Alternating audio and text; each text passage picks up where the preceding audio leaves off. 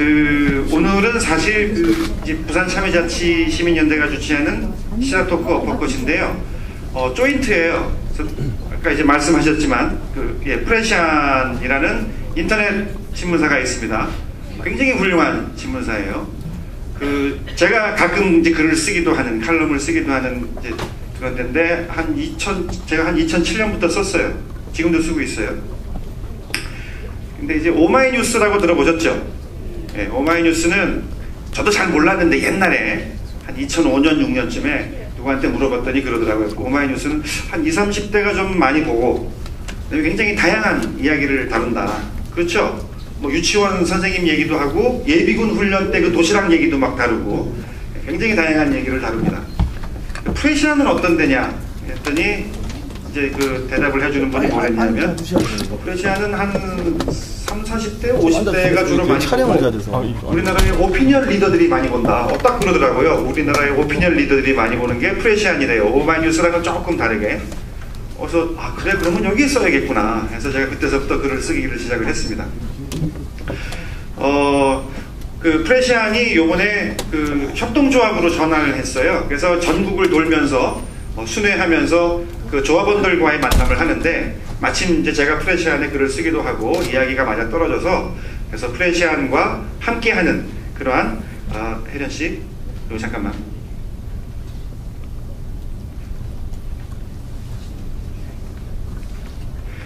예, 둘만의 얘기였습니다. 결혼했어요. 그래서 오늘 프레시안과 함께하는 시간을 마련을 했고요. 그래서 프레시안과 함께하는 바람에 노재현 의원님을 우리가 좀 더 쉽게 섭외할 수 있었어요. 사실은 노회찬 전 의원 또 노회찬 전 대표 뭐라고 해야 될지 모르겠는데 이따 한번 여쭤볼게요. 작년 초에 저희 카톨릭 센터 있죠? 거기에서 저희가 한번 모셨는데 사실 또 모실 수도 있죠. 그쵸? 노회찬 전 의원 정도면 사실 정봉주 의원 한 3번 왔었어요. 근데 이제 정봉주 의원은 요즘엔 좀 노시니까 또 우리가 쉽게 부를 수가 있었고 노회찬 전 의원도 쉬시긴 쉬시지만 사실은 정봉주 의원과 좀 급이 다르게 바쁘신 분인데 그럼에도 불구하고 저희가 이번에 모실 수 있었습니다. 그러면 일단 저희들 프레시안의 박인규 이사장, 저희와 함께 공동 주최를 하는 프레시안의 박인규 이사장님을 먼저 모시도록 하겠습니다. 이사장님 박수로 함께 크게.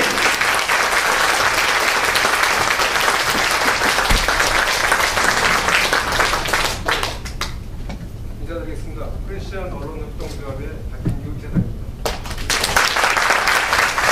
이거 문제가 좀 있나 본데 혹시 교체가 가능할까요? 더 인사말을 드려야 될까요? 저희는 올해 13년 된 언론이고요. 뭔가 깊이 있고 독립적인 언론이 되고자 2001년도에 만들었는데 아시다시피 국내 인터넷 언론들이 여러 가지 특히 경제적으로 열악합니다. 그래서 여러 가지 고민을 한 끝에 작년 6월 1일 날 협동조합으로 전환을 했고 지금 1년 됐습니다. 조합원은 약 한 3,000명 정도 되는데요.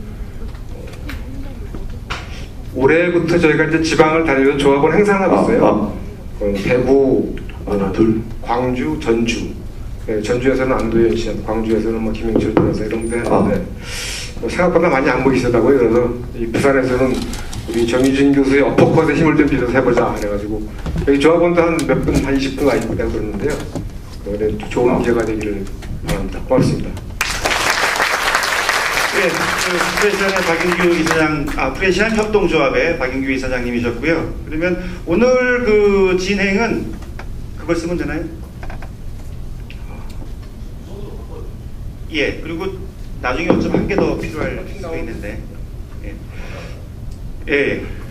오늘 더블 호스트라고 해야 되나? 예. 저는 이제 이 감초 역할을 하기로 하고 어차피 이건 이제 정의준 쇼니까 예. 정의준 교수께서 주가 말씀 갑자기 이제 춤이라도 춰야 될 분위기가 되어버렸네요. 예.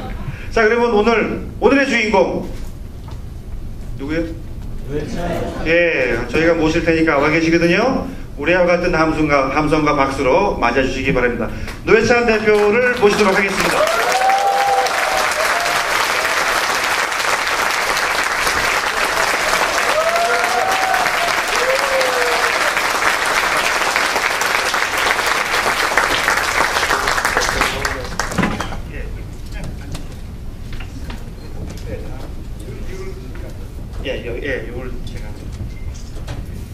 인사 한 말씀.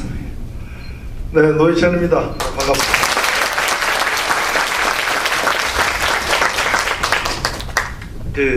제가 이제 게스트를 모실 때마다 인터넷을 막 뒤지면서 지금 저를 이렇게 하면 사진을 많이 찍으시는 거예요. 아까 안 찍으시게 예. 좀 조사를 하잖아요. 작년에 모셨기 때문에 사실은 그냥 뭐 대충 할까 하다가 그래도 한번 다시 봤어요. 그랬더니 또 이번에 눈에 드는 게 딱 보면 이런 식으로 또 쓰임을 받고 인정을 받기도 하는구나. 2004년 국정감사에서 피감기관이 뽑은 베스트 의원에 선정되셨고, 2005년 시민운동가가 뽑은 최우수 의장 활동 1위, 2005년 PD들이 뽑은 베스트 의원 1위. 왜 PD들이 또 의원님을 1등으로 했을까요? 그게 NLPD 이런 게 아니고 방송국 PD. 이런 또 비트가 예. 이것도 있어요. 개미 투자자들 비슷한 건가? 카드 포인트 정치 후원금 1위. 예. 정말 범균 국민적인 후원을 받는 분 같아요. 말씀하세요. 아니요, 그때 2위가 박근혜 의원이었어요. 예. 대통령을 눌렀던 그런 과거가 있으시군요. 그 다음에 진보 지식인 대상 설문조사 대권 후보 2위. 그때 1위가 누구였습니까? 기억이 안 나요. 언론사 정치부 기자들이 선정하는 신사적인 의원 베스트 10. 그 다음에 여성이 뽑은 여성 친화적인 남성 의원 1위. 뭐 하셨어요? 예, 제가 3월 8일 세계 여성의 날 때마다 이렇게 좀 여성 오피니언 리더들에게 이제 장미꽃을 이렇게 국제 관례대로 선물하는 일을 한 10여년 해왔는데, 아마 그 꽃을 받은 분들이 이렇게 남성분들 장미꽃입니다. 장미꽃 10년 동안 하면 됩니다. 예, 그래서 오늘 이렇게 다방면으로 참 귀하신 분을 저희가 모셨고요. 지금은 어떻게 지내세요? 뭐 요즘에 팟캐스트 한다는 얘기도 좀 듣고 그랬는데. 예, 오늘 낮에 진중권의 정치다방 그럼 그건 좀 진중권 교수 프로그램이에요, 일단은? 그건 아닌데 사회자인데 본인은 세 사람 이름 다 넣자는 걸 저희가 그냥 귀하가 마담해라고 해서 이렇게 이름을 했는데, 오늘 3회 녹음을 하고 바로 내려왔습니다. 왔고 원래 창작가 비평사에서 이제 진중권의 문학다방이라는 게 있어요. 그래서 그쪽에서 이렇게 거의 이름이 비슷하다고 항의가 있어서 일종의 다방업계의 항의가 있었던 거예요. 굉장히 치열하군요. 예, 그래서 이름을 저희들이 그쪽 이름 선정권을 인정해서 세 사람 이름을 따서 노유진의 정치 카페로 향후 이름을 바꾸기로 하고. 노유진. 예. 그러니까 새로운 사람을 또 올리게 되는 거죠. 새로운 이 세 사람보다 더 괜찮은 사람을 또 올리게 되는 이제 그런 장면이라고 우리가 좋아했는데, 그래서 이름은 곧 바꾸기로 하고 계속 일주일에 한 번 정도 하기로 했습니다. 창비에서 항의를 좀 세게 했나 보네요. 이름을 진짜 바꾸는 거 보니까. 예. 이해해 주십시오. 예. 유선 마이크 지금 있나요? 아직 준비 안 됐나요? 그때 왜 그러십니까? 그때 여성 친화적인 이름인 것 같은데. 이게 세 사람 성을 딴 겁니다. 예. 그거 지금 모르셨어요? 저희가 사실 노린 건 그겁니다. 제3의 인물로 이렇게 보여지는 효과가 있다. 저도 사실은 제가 똑똑하니까 그걸 제가 간파를 한 거지. 이게 너무 자책하실 필요는 없습니다. 이게 쉽지 않습니다, 알기가. 저는 이제 여성 친화적이라고 아마 피에 꽂혀가지고 왜 노유진일까 생각했어요. 그럼 요즘에는 그럼 강연, 강의 이런 데 좀 많이 다니세요? 최근에는 지방선거 공동선대위원장을 했고요. 이제 끝났으니까 다시 이제 강연이나 집필이나 이런 쪽으로. 예, 이게 좀 마이크가 좋은 것 같네요. 이거 쓰시고요.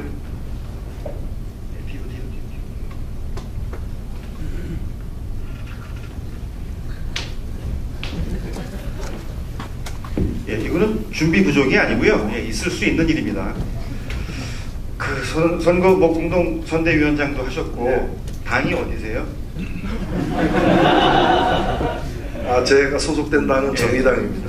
하도 많이 바뀌셔가지고 조금 헷갈립니다. 확인을 좀 하려는 그런 차원에서 말씀을 드렸고요.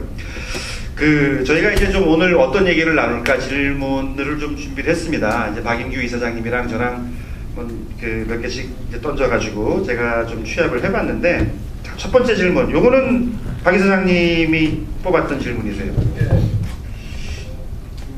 정확하게는 저도 뭐 좀 정치를 잘 감당을 할 수 없어가지고 우리 정치 팀장한테 한번 뽑아봐라 이렇게 이제 물어본 건데요. 임경국 기자. 임경국 기자한테. 근데 그 친구의 얘기가 참 예상한다는 게 항상 어려운 거 아닙니까? 그래서 여러 가지 뭐 여러 사람 잘 모르고 한데 자기도 잘 몰랐다. 근데 이번 결과가 사실은 뭐 어쨌든 야권 단체장 9, 여권 16개가 나와서 여러 가지 말들 이 나오는데 무승부란 말도 나오고 뭐 여당엔 경고, 야당엔 비판 이런 말도 나오는데, 이번 결과를 뭐 예상한 대로 나온 거로 보시는지 어떻게 보시는지. 네, 뭐 결과가 이제 불만족스러운 분들도 아마 많이 계시리라고 보여집니다. 특히 야권 지지자들 층에서는 이 결과가 세월호 참사에도 불구하고 이런 결과가 나온 데 대해서 대단히 아쉬워하는 분들이 많이 계시고 충분히 이해는 되는데, 뭐 저희들이야 또 이걸 정치를 직업으로 하는 사람 입장에서 보면은 그렇게 놀라운 결과는 아니고 예상된 거와 비슷하게 나왔다 이렇게 생각합니다. 근데 어떤 사람들은 무승부라고 하는 사람도 있고요. 또 어떤 분들은 뭐 아무도 지지하는 선거다. 굉장히 그 표현들이 다양해요. 그런데 사실 이건 야권의 패배다. 이렇게 얘기하는 분들이 꽤 있거든요. 예, 저도 뭐 사실은 그 관점에 서 있습니다. 원래 역사 해석도 보면은 해석 투쟁이라는 말이 있을 정도로 이 평론도 또 하나의 그 창작이잖아요. 그런 점에서 선거에 대한 평가도 평가의 어떤 목적하는 바 내지 평가하는 사람 위치에 따라서 좀 다를 수는 있습니다. 다를 수는 있는데 일단 외형적으로 보면 8대9라는 거니까 광역단체장이 8대9로 이렇게 큰 차이가 없으니까 무승부란 말도 틀린 말은 아니에요. 근데 자세히 보면은 올림픽 때 그 금메달 수만 가지고 순위를 따지는 나라가 있고요. 그런 나라는 사실 대한민국을 포함해서 몇 나라 안 됩니다. 대부분의 선진국들은 이제 메달 총수를 가지고 금운동을 합한 메달 총수를 가지고 순위를 따지는 경우가 더 많습니다. 이제 금메달이라면 광역단체장인데 8대9니까 뭐 야당이 진 건 아니다. 뭐 한 석이라도 더 많다 이렇게 볼 수는 있는데, 은메달이라고 볼 수 있는 기초단체장을 놓고 보면은 그거는 이제 117대 80이에요. 그러니까 많이 뒤진 거죠. 그래서 금운동을 다 합한 수를 가지고 비교해 보면은 야당이 사실은 진 겁니다. 근데 이제 저는 세월호 참사 때문에 더 크게 질 뻔한 선거가 이만큼이라도 야당이 유지하게 됐다라는 거고, 또 야당이 이만큼이라도 선전하게 된 그 배경이 자신의 노력, 자신의 국민에 대한 호소력이나 어떤 새로운 어떤 신뢰를 통해서 이렇게 선전했다기보다는 자신과 무관한 외부적 사건, 일종의 거의 천재지변에 속하는 사건에 의해서 도움을 받아서 이만큼이라도 된 거죠. 그런 점에서 좀 이제 그 사건의 효과를, 세월호 사건의 효과를 언제까지 보겠습니까? 이제는 거의 다 봤다고 이제 쳐야 될 것이고, 그러면은 다시 이렇게 좀 안 좋은 상황이 될 거다. 그래서 새로운 노력이 없으면 앞으로도 참 희망이 없을 수밖에 없다라는 그런 좀 진단. 저도 이런 말하면 뭐 욕 먹을지는 모르겠는데, 그냥 제가 알고 있는 야당의 능력이나 이걸 봐서는 사실 전 잘했다고 생각했습니다. 그래서 패배라고 생각은 안 했고, 근데 지금 말씀하신 것처럼 이번 선거에서 그나마 그 정도 선전한 게 자체 능력이라기보다는 그 세월호 참사라든가 여러 가지 외부적 환경 때문에 그랬다, 그런 말씀하셨는데, 정치인이시니까 그 세월호 참사를 대응하는, 물론 박근혜 대통령을 비롯한 여당도 많은 비판을 받았지만 야당의 대응에 대해서는 어떻게 보셨어요? 예, 저는 이제 야당의 대응을 뭐 질문에 제가 답을 하면서 약간 더 붙이면은 크게 두 가지를 지적할 수가 있는데, 세월호 사건은 4월 16일 날 일어났습니다. 근데 그 한 달여 전에 어떤 일이 있었냐면요. 2월 말 우리가 거슬러 올라가 봤어요. 세월호 사건이 일어나기 전 2월 말에 그때 제가 박원순 그때 시장 후보를 만나가지고 위험하다라고 이렇게 굉장히 강하게 말씀을 드렸어요. 박 시장님도 만나고 좀 그러세요? 무슨 그런 신뢰의 말씀을. 아니 뭐 만나자고 해서 제가 만난 거지. 예. 예, 저도 나름 바쁜 사람인데. 그쪽에서 요청을 하신 거군요, 그러니까. 아, 그렇죠. 예, 예.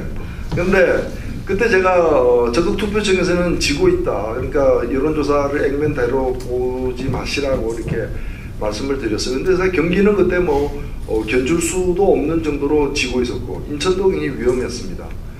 이런 위기감이 사실은 민주당에 있었습니다. 그리고 이른바 그 안철수 그 의원의 그 새정년도 있었고요. 그래서 그 두 세력이 통합을 한 거 아니겠습니까?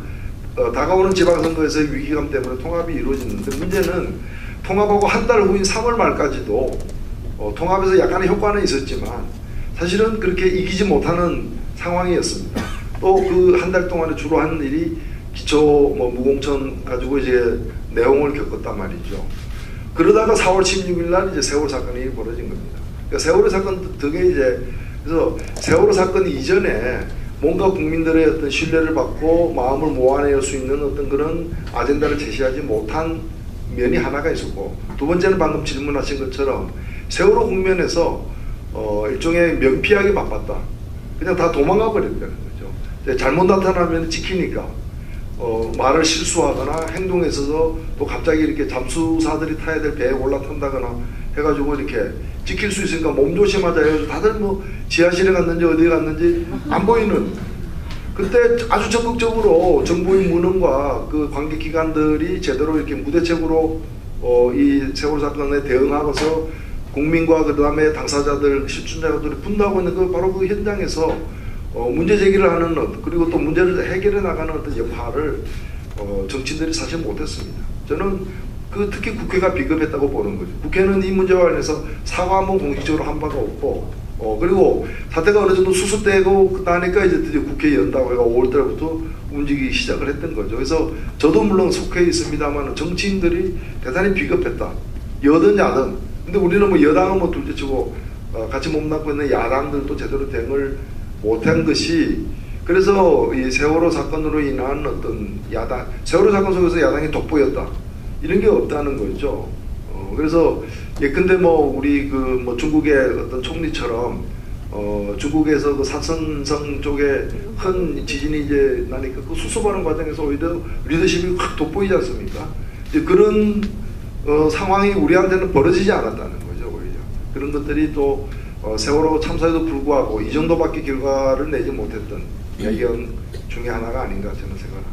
그래서 거기에서 가장 역할을 했었어야 될 정당이라면 물론 이제 다양한 진보 정당들도 있지만 그 이제 새정치민주연합인데 많은 분들이 그냥 세월호 하나 가지고 정권 심판론만 떠들다가 결국 정권 심판 하지도 못하고 호응도 얻지 못하고 결국 실패한 거 아니냐. 그 다음에 이번 선거 결과도 사실상 박원순, 안희정, 최문순, 이시종 등등 인물들에 의한 그들의 개인기에 의한 결과였지 그 사람들이 아니었다면 완전히 이번에 참패였을 것이다 이런 얘기도 하거든요. 근데 저는 이해가 안 되는 게 사실은 야당이 뭐 거대 정당이잖아요. 120몇 석의 정당인데 그렇게 새로운 아젠다 정책 만들어내는 게 그렇게 힘든 건지 아니면 그 새정치민주연합이 정말 무능한 건지 어느 쪽으로 보세요? 예, 제가 사실 다른 당을 무능하다고 얘기할 주제가 사실 안 됩니다. 그런데 또 말씀을 드리자면은 저는 이번 선거 하나만 봐서는 안 될 것 같아요. 제가 돌이켜 보면은 2010년 선거가 그나마 현재 야권이 괜찮았던 선거였는데 2010년 선거는 노무현 대통령 서거 1주년 때 1주기 때 열린 선거입니다. 이번 선거는 세월호 참사 한 달 반 후에 열린 선거고요. 그래서 두 선거가 다 현재 야당에게는 대단히 유리했던 선거인데 실은 2002년에 노무현 대통령이 당선된 이후에 치러진 모든 선거에서, 그러니까 2006년 지방선거부터 시작해서 모든 선거에서 2010년 노무현 1주기 때 치러졌던 선거를 제외한 나머지 모든 선거에서 다 패배했습니다. 2006년도 패배했고요. 그 다음에 2008년도 패배했고 2010년 노무현 대통령 때문에, 돌아가신 노무현 대통령 때문에 간신히 또 야권연대까지 힘입어서 어느 정도 성과를 많이 냈었죠. 그때 냈고, 그 다음에 2012년에 총선과 대선 다 실패했지 않습니까? 그 연장선에서 있는데 이번은 그래도 세월호 때문에 크게 실패 안 하고 어느 정도 선전하는 식으로 나타난 거죠. 그러니까 경향적으로 봤을 때 특별한 외적 요인으로 도움받은 선거 이외에 자력으로 뭔가를 뚫어내지를 못하고 있다. 우리는 10여 년째. 이게 이제 하루 이틀의 문제가 아니라는 거죠. 중요한 사실이네요. 예. 그런 점에서 굉장히 이 문제를 무겁게 받아들이지 않는다면은 2016년과 다가오는 2017년에도 어떤 외적 요소를 자꾸 기대할 수는 없을 거 아니겠습니까? 무슨 사건이 나길 빌 수도 없는 것이고, 그렇다면은 자력으로 우리의 힘으로 돌파를 해야 된다고 본다면은 많은 어떤 우리의 좀 성찰과 변화, 혁신이 요구되고 있다. 이것은 진보 정당들은 말할 것도 없거니와 현재 제1야당에게도 마찬가지로 엄중하게 요구되고 있다. 저는 이렇게 보고 있습니다. 그 4.16 참사가 나기 전에 저희들끼리 나온 얘기 중에서 이번 선거에서는 차라리 정말 처참하게 졌으면 좋겠다. 그래야 뭔가 바닥에서 새로 시작하는 거 아니냐라는 얘기가 많이 있었거든요. 근데 이제 세월호 참사 덕택에 진 것도 이긴 것도 아닌 애매한 상태가 돼버려가지고 우선 박근혜 정부도 별로 안 바뀔 것 같고 새정년도 별로 안 바뀔 것 같다. 그냥 될 것 같다고 그래요. 근데 제가 드리고 싶은 질문은 이런 건데 4.16 참사, 4.16이라는 게 이게 저는 그 한겨레 신문의 김경재라고 아시던 신학 교수님 스님 보고 굉장히 감명받았는데 그 양반이 감통이라는 표현을 쓰더라고요. 우리나라 모든 사람들이 진짜 한결같이 깊은 슬픔을 느낀 그 양반은 3.1운동이나 4.19나에 비교할 수 있는 엄청난 사건이다. 이거는 이대로 가면 안 된다 라고 얘기를 하는데 지금 벌써 분위기가 총선 끝나면서 월드컵하고 이러다 보면 또 이제 또 잊어버릴 것 같아요. 그래서 아까 그 국회의원들이나 여야를 막론하고 4.16 참사에 대해서 대단히 비겁했다는 말씀을 하시는데 정치인의 한 사람으로서 이 4.16에 대해서 앞으로 정치권이 해야 될 일은 뭐라고 생각을 하십니까? 그 관련해서요, 제가 좀 추가를 한다면 지금 국정조사 특별위원회가 만들어졌잖아요. 네. 심재철 의원이 지금 위원장이고 그 여야 간에 지금 그 일정을 가지고 좀 이제 다투는가 본데 뭐냐 하면 새누리당은 6월 18일부터 2주간 딱 월드컵 기간이에요. 그러니까 월드컵 우리 개막이 13일이고 우리나라 팀이 한 17일, 18일쯤 아마 첫 경기를 할 겁니다. 그게 18일서부터 2주간 하면은 월드컵 기간 확 묻어버리거든. 월드컵 그 분위기에 쓸려가는 거죠. 그래서 이제 저쪽에 새정치연합의 간사는 안 된다. 6월 말서부터 7월로 해가지고 하자. 국정기간이 국감기간인가 그때라고 그러더라고요. 근데 그랬더니 아마 이제 좀 새누리 쪽의 그 성향을 가진 분들의 의견인지 모르지만 왜 재보선 앞두고 또 하려고 또 그거 정치에 이용하니 이런 식으로 또 나오더라고요. 그래서 이 기간을 잡는 게 굉장히 쉽지가 않는 것 같아요. 그것까지 한번 어떻게 해야 될지 정치권에서는 한번 의견을 한번 주시죠. 네, 그거는 어떤 면에서는 서로가 자기에게 유리한 기간에 하려고 하는 어찌 보면 좀 이해할 수도 있는 그 측면도 있습니다. 그래서 초기에는 야당에서 얘기했던 것은 즉각하자라고 했었죠. 사실은 6월 4일 지방선거 전에 하자, 미룰 이유가 없다 했던 거고 당시 그 새누리당에서는 지방선거 후로 미루고 싶었던 거고 또 지방선거 끝나고 나니까 이제는 또 730 재보선에 미칠 영향을 극대화하려고 하는 쪽과 최소화하려고 하는 쪽이 다투고 있는데 저는 좀 더 이 문제를 또 근본적으로 보면요. 애초에 5월달 국회가 이제 열렸을 때 거기서 세월호와 관련해가지고 야당까지도 주요한 요구가 국정조사와 특검이었습니다. 그리고 새누리당은 반대했고 이걸 박근혜 대통령이 대국민 사과하면서 받은 거거든요. 근데 저는 이 해법이야말로 가장 안이한 해법이고 가장 우리에게 익숙한 해법이고 가장 별 효과가 없는 해법이라고 감히 말씀드리고 싶은 거죠. 왜냐면은 이 국정조사라는 거는 사실은 한번 정치적으로 그냥 몰아치는 겁니다. 정치적인 공세를 갖다가 한 보름 동안 이렇게 펼치는 것 이상의 의미가 사실 없습니다. 한바탕 푸닥거리. 푸닥거리 한번 하는 거죠. 근데 이 세월호 사건 자체가 조금 전에 이제 우리 박인규 이사장께서 말씀하신 것처럼 이게 그냥 한번 그 여당은 공경에 차고 야당은 신나게 한번 몰아치는 그 정도 한번 해서 끝내도 되는 사건이냐라는 거죠. 이게 나라냐 이렇게 지금 다들 한 얘기가. 그리고 이제는 대한민국이 달라져야 된다고 얘기하는데 일단 여야 공방의 소재 정도로 한 보름 동안 불려나온 증인들 쩔쩔매고 그 다음에 기세등등하게 야당 의원들이 막 몰아치고 그리고 언론에 막 대서특필되고 그리고 잊혀져도 되는 사건이냐라는 거죠. 사실은 이 사건이 왜 발생했으며 그리고 어떻게 고쳐져야 되고 그리고 이 사건만이 아니라 다른 여러 우리 사회의 안전 이제 무대책 지대에서 벌어지고 있는 여러 가지 문제들을 갖다가 어떤 식으로 대응할 거냐를 얘기하려면은 한 1, 2년 정도 시간을 투자할 생각을 애초부터 가져야 되는 겁니다. 사실은 미국도 9.11 사태 이후에 9.11 사태의 진상을 조사하고 대책을 마련하는 기구를 만드는데 1년 걸렸어요. 만드는데. 그 되게 이제 이런 큰 사건들, 큰 사건은 유형이 다 재난 사건만 있는 건 아닙니다. 사실 미국 같은 경우에 그 러시아에게 당시 소련이죠. 소련에게 이 인공위성 경쟁에서 졌을 때 1959년도 그 유인 우주선을 먼저 소련이 띄워냈을 때 그게 충격을 받아가지고 왜 이런 일이 벌어졌냐, 왜 우주과학에서 미국이 뒤졌냐를 갖다가 조사하는데 몇 년이 걸렸고 그 조사의 결론이 뭔가 하면은 고등학교 물리학교 가서부터 바꿔야 된다. 그거 아세요? 예. 오, 저만 알고 있었는데. PSSC 물리하고 두 분 다 아시네. 그래서 미국의 수학 물리학 교과 과정이 다 바뀌었어요 그때. 예. 이제 그런 우리 같은 경우 뭐 장관 하나 바꾸고 국무총리 하에 뭘 기구 하나 설치하고 이런 문제가 아니라는 거죠. 근본적인 대책. 그래서 그 대책 때문에 또다시 변화하는데 10년, 20년이 걸리는 그런 긴 관점으로 또 깊게 보고 대응을 해야 되는데 그러기 위해서 저는 그래서 뭐 그때 4월 말부터 이거는 정부에게만 이걸 맡길 수 없다.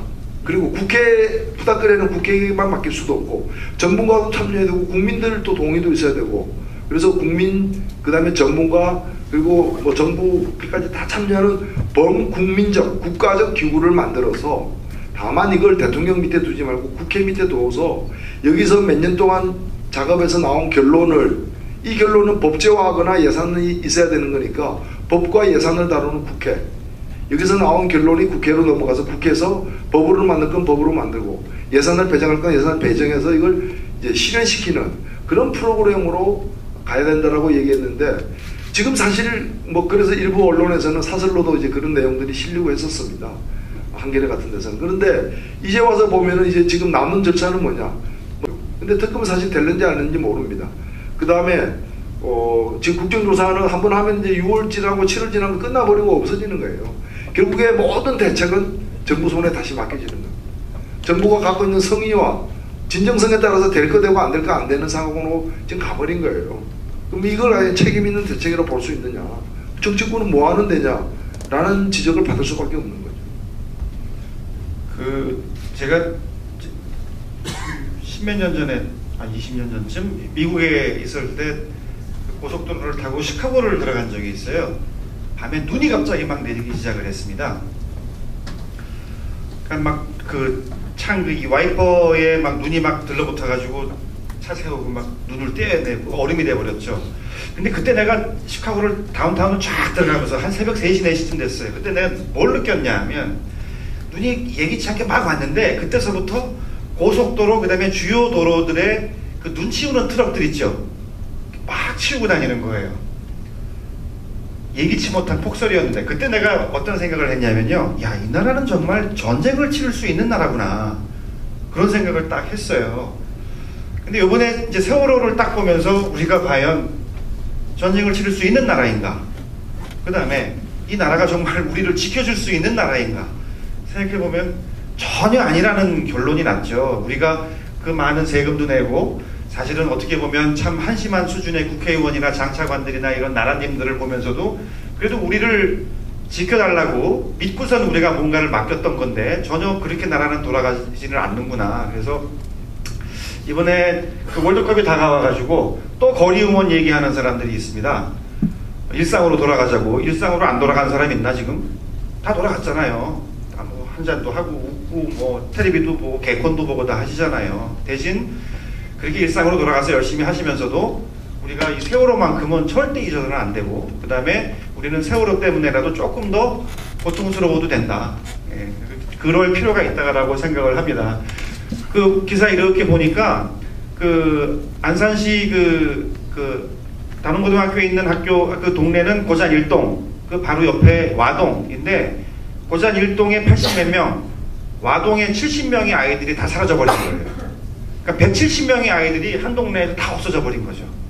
이런 것을 우리가 그냥 넘어가 버린다면 그 다음 순서는 누가 될 것인가? 예, 내가 아니라고 얘기할 수가 없는 거죠. 그래서 우리가 이제 특별히 또 월드컵을 앞두고 좀 생각을 다시 해야 되지 않을까 생각을 합니다. 거리 응원은 증거의 미래라고 이제 프레시안에 쓰셨고, 그건 저희도 잘 내비겨.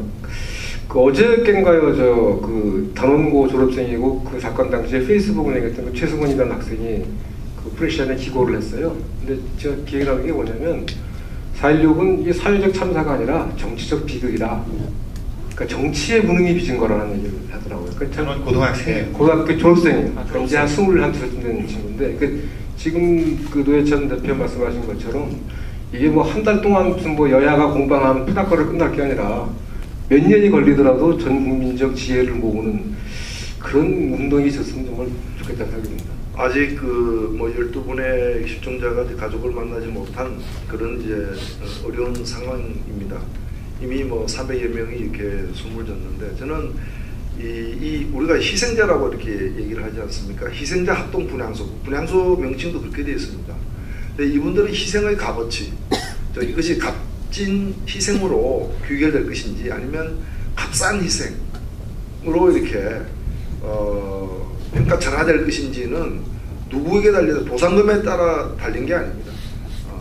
우리가 지금 안 죽은 사람들, 살아남은 사람들이 이 일을 교훈으로, 또 이 일을 잊지 않고 이 일을 교훈으로 어느 만큼 대한민국을 바꾸는가에 따라서 많이 바꿔진다면 이분들의 그 희생이 참 억울하고 참담하지만 후예들에게 아주 고귀한 이 가르침을 준 희생, 값진 희생이 될 것이고, 우리가 제대로 못하면 이분들의 죽음이 개죽음 되는 거예요, 사실은.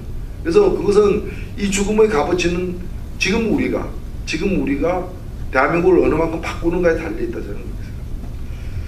예, 뭐 이제 세월호 관련해서도 얘기를 했지만 조금 선거 얘기를 조금 더 해보면요, 그 야권이 이제 결국 어떻게 보면 많은 사람들은 당연히 이겨야 된다고 생각을 했는데, 근데 이제 사실상 졌다는 얘기를 많이 듣는 이유 중에 하나가 뭐 안철수 대표의 무리한 전략공천 인연이 좀 각별하신 분이죠. 예. 광주에 올인하다가 결국 인천, 경기 뺏긴 거 아니냐. 그리고 부산까지도. 저는 아까 저희 박 이사장님이랑 그 얘기를 했어요. 안철수 대표는 고향이 또 부산이잖아요. 그러면 부산에 와서 몇 번 좀 세번만 했으면 좀 이길 수도 있지 않을까라는 생각을 해보는데. 1점 몇 프로 차이죠? 그 서경수 후보랑 오거돈 후보 차이가? 1.8%, 1.7, 1.8 뭐 요 정도거든요. 뭐 김한길, 뭐 안철수 해서 이쪽에 그 중앙당 차원에서 조금 이쪽에 신경을 써줬다면은 그 정도면 충분히 뒤집을 수 있는 그런 게 아니었는지. 그렇다면 광주 하나 건지는 거와 비교도 할 수 없는 그러한 그 큰 성과를 안철수가 가져갈 수 있음에도 불구하고 이분이 참 뭐라고 표현해야 될지 그 광주만 그릇이 작아요. 그릇이 제가 보기 그릇이 작은 것 같습니다. 제가 말씀드리는 그렇습니다. 좀스럽게다고 표현을 하려고 했다가 못했는데 좀 더 해주셨네요. 어떠세요? 제가 이 다른 당 웃으면서 말씀 다 하시는데 뭐 다른 당 내부 문제를 참 말씀드리기는 아까도 그렇게 시작하셨잖아요. 곤혹스럽고요. 이런 말씀을 드릴 수 있을 것 같습니다. 저희 같은 경우에 인천에 중구 동구와 남동구 이 두 군데의 구청장을 저희들이 이미 과거에 보유하고 있었습니다. 그리고 여기는 송영길 시장 측과 이제 단일화를 이루었어요. 그러니까 새정치민주연합과 단일화를 이루어서 또 단일 후보가 또 되기도 했고요. 근데 결국 이 두 군데 다 졌습니다.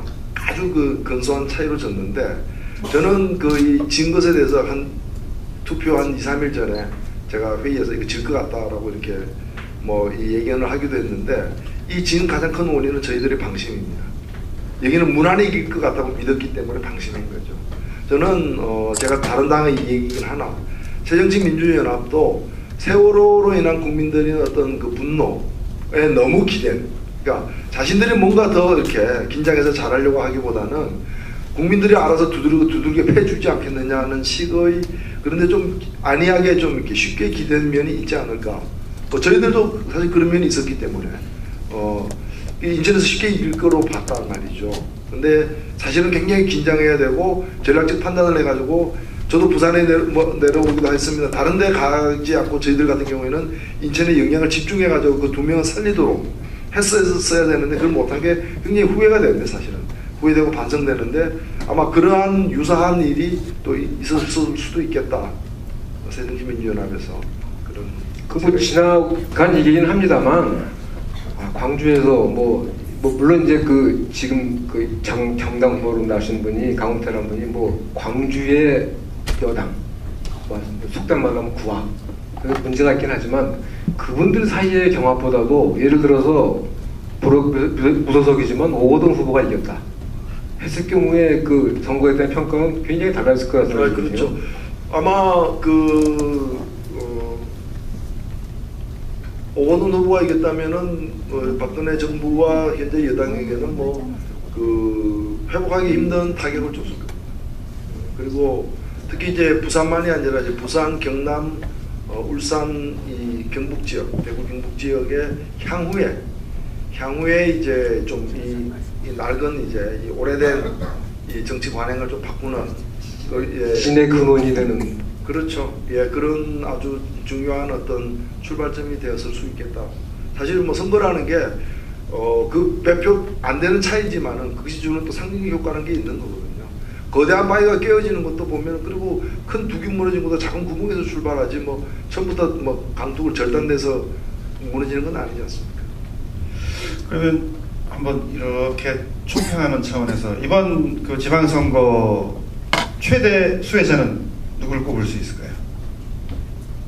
저는 뭐 새정치민주연합이라고 생각합니다. 수혜자가? 예. 정치인으로 따져본다면? 정치인으로 글쎄 수혜자라고 할 분들이 있습니다만 다 자신들의 또 노력과 또 그런 각고의 어떤 그런 대응으로 한 것이기 때문에 불로소득으로 이렇게 길거리에서 지갑 줍듯이 한 건 아니지 않느냐. 저는 뭐 사실 그래서 저 당으로 보면은 새정치민주연합이 사실 지갑을 주었죠. 근데 주었는데 보니까 2,000원밖에 없어가지고 왜 이래 적냐.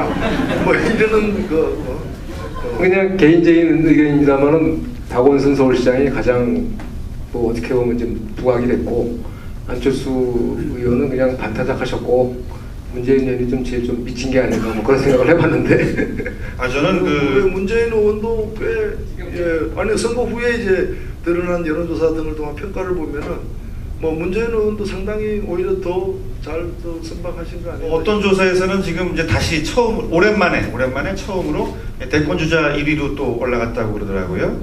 그래서 제가 보기엔 그 박원순 시장은 당장 유력 대권 후보로 떠올랐으니까 당연히 수혜자인데 안희정 지사가 충청의 맹주가 됐잖아요. 이제 과거 그 JP 이후에 보이지 않던 확실한 맹주가 된 것 같아요. 그래서 안희정 지사가 그 못지않은 수혜자가 된 것 같고 손해를 본 사람이 있다면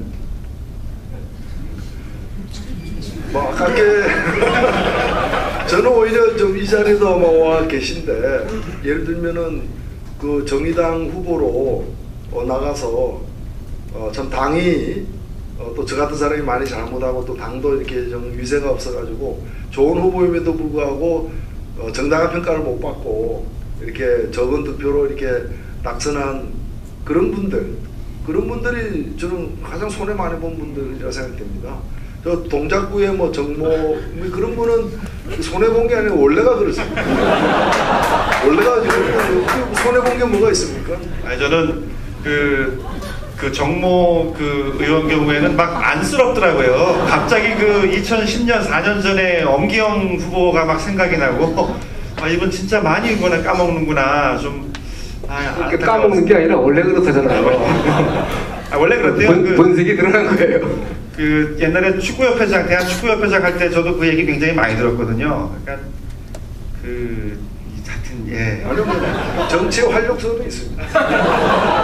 제가 2002년 그 노무현 대통령도 출마했던 그 대통령 선거 때 그 12월달에 농민대회가 열린 그때 각 대선 후보들이 그때는 후보 단일화 되기 전이어서 올라가서 연설을 하는데 보니까 그분이 올라가서 저는 농민의 아들입니다 이렇게 농민들 앞에서 그게 놀랐어요. 근데 가만히 생각하니까 그분 아버지가 젊었을 때 한때 집에서 가출하기 전에 농사 지은 적이 있긴 있었죠. 그걸 가지고 얘기하는 것 같은데 그런 걸 보면 굉장히 좀 창의적이기도 해요. 그 감이 있는 거죠, 감이. 창이 있는 거죠. 예, 창의적, 창조적, 예, 맞는 것 같습니다. 아니, 그런 게 우리 정치에 좀 부족한데,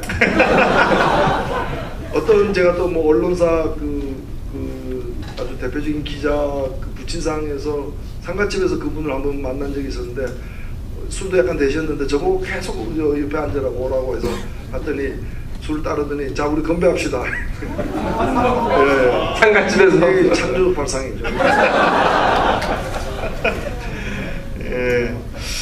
내가 하여튼 뭐 제가 이렇게 험담하려고 한 건 아니고, 네. 좀 빨리 시리에서 벗어나서 다시 이렇게 원위치로 갔으면 좋겠습니다. 뭐 또 제기를 결국 어떤 방식으로든 하려고 노력하시겠죠. 또 제기하긴 할 거예요. 뭐 워낙 또 대중적인 인지도나 이런 게 상당하기 때문에. 아니 일선에는 뭐 아들이 말렸다는 말이 있더라고요. 괜히 선거운동 하셔서 그 재산을 말리지 마시고 갖고 계시다가 저한테 물어달라고. 반대, 집안의 반대. 뭐 아까 좀 부산이 좀 아쉬웠다라는 얘기를 했습니다.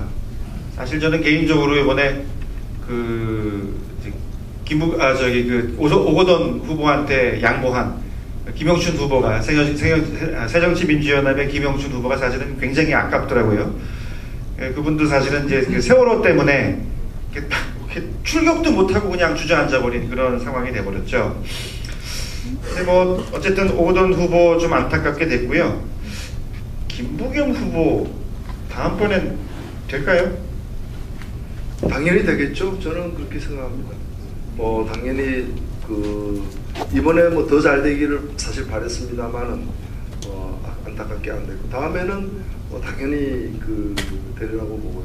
저는 뭐 좀 여기 얹혀서 말씀을 드리면은 아깝게 당선되지는 못했지만 오거돈 후보의 그 선전은 굉장히 앞으로도 의미 있는 그런 이제 좀 새로운 좀 진전을 본 것이다라고 평가를 하고 싶고요. 다만 특히 부산 시민들이 저는 부산 시민들에게 드리고 싶은 말씀은 애석하지만 빛나는 성과에 가려서 안 보이는 게 하나 있어요. 그게 뭐냐면은 부산시의회인데 광역시의원 뽑는 거죠. 부산시의회의 총 정수가 42명입니다. 이번 당선자 42명이 모두 새누리당입니다. 그럼 이 부산시의회는 부산시장을 견제하는 역할을 맡는 곳인데 부산시장이 새누리당인데 부산시의회가 여소야대가 아니라 또 여소야대는 야대여소가 아니라 야전여빵 이런 걸 보고 일당 독재라 그럽니다. 이거 사실 독재죠. 독재 안 해도 독재죠. 가만히 앉아 있어도 독재인데요. 그래서 근데 이런 것이 부산에만 국한된 것은 아니다라는 거죠. 대구는 시의회가 27석입니다. 대구시장의 김부겸 의원이 아깝게 떨어지고 권영진 이제 후보가 당선되었는데 그럼 그걸 견제하는 대구시가 27석 중에서 새누리가 27석입니다. 울산시의회가 19석인데 19명 다 새누리입니다. 새누리. 물론 이제 이쪽만 그런 건 아닙니다. 뭐 저쪽 호남 쪽에는 딱 한 군데만 그런데 광주가 19석인데 다 정치민주연합이죠. 하여튼 세자가 양쪽을 다 이렇게 되어 있는데 이거는 굉장히 위험한 상황입니다. 사실은. 그래서 이런 상황에는 내가 평소에 정치적 지향이 어떻든 한 당이 다 이렇게 해버리면 기능을 못하죠. 왜 선거를 합니까? 의회를 둘 이유가 뭐가 있습니까? 그렇기 때문에 이런 데 대해서 부산 시민들이 경각심을 가져야 됩니다. 그러니까 의회 선거를 했지만 예를 들면 냉장고를 샀는데 그 온도가 한 그 뭐 10도에서 18도로 오가는 냉장고, 그 냉장고가 아니지 않습니까? 찬 공기가 안 나오는 그 공기 조절기라는 건 아무 소용 없는 거 아닙니까? 지금 의회 선거를 갖다가 비싼 돈 들여서 했지만은 한 당이 다 먹고 있는 거. 없는 것보다 사실은 못한 겁니다. 이거는.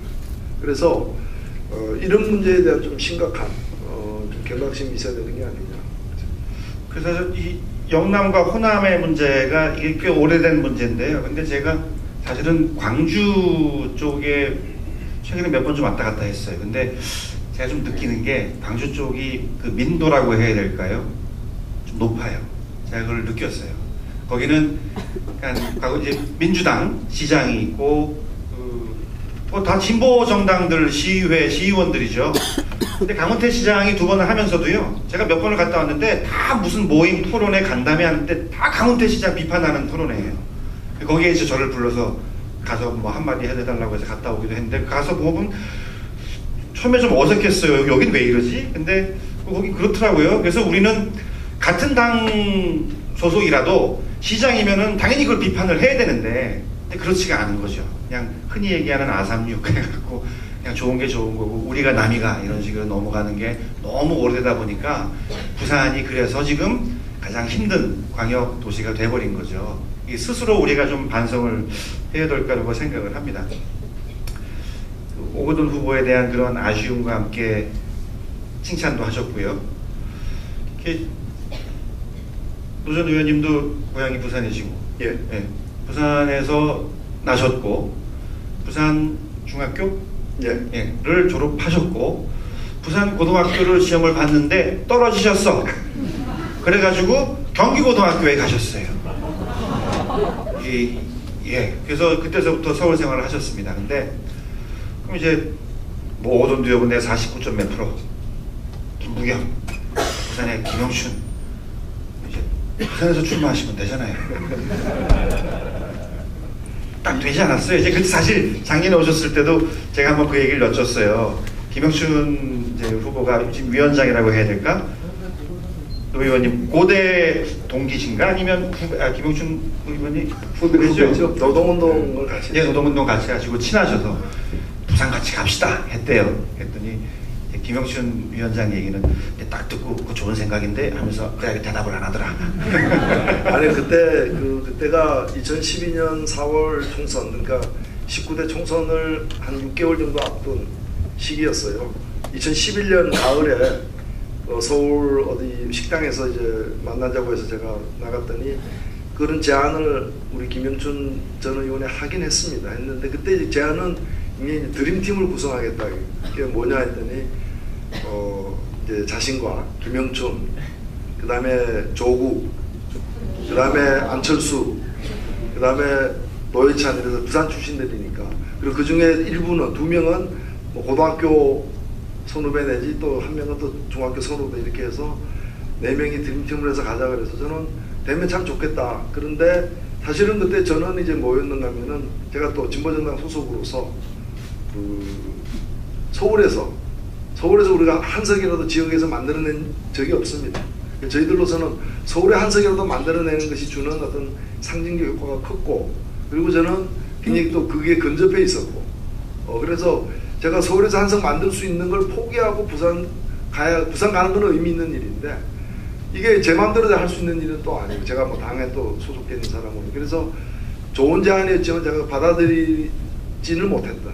그리고 저는 서울에 나갔고, 물론 서울에서도 되기도 했습니다. 근데 그래서 그 제안 자체는 저는 굉장히 의미 있었다고 생각됩니다. 지금은 어때요, 지금은? 이번 부산시장도 제가 김영춘 의원이 출마 안 했으면은 생각해 보려고 했는데,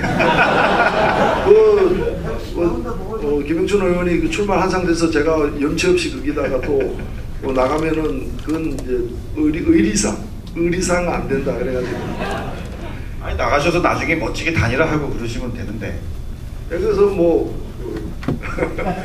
방법은 많이 있습니다. 예. 진짜 좀 그런 걸 좀 꿈꿔요. 그래서 노 의원님 오시고 조국 선생은 자꾸 이제 지금 자꾸 빼는데 그 교수 생활을 조금 더 하려고 그러나 논문 좀 더 쓰려고 그러나 그래서 조국 선생도 이제 방학 때만 한번 부산 올 텐데 한번 꽂아볼까 싶기도 하고 노 의원님 오시고 그러면 진짜 그 말로만 얘기하는 드림팀이 아니고 부산을 바꿀 수 있는 그러한 그 드림팀이 되는 것 같아서 저도 좀 더 생각을 해보고 또 뭐 진보 정당을 지켜야 될 또 이 책무가 있기 때문에 뭐 자기 몸이 아니죠. 그렇기는 하죠. 그래도 뭐 또 해보셨잖아요. 또 서울에서 성공 이미 하셨었고. 뭐.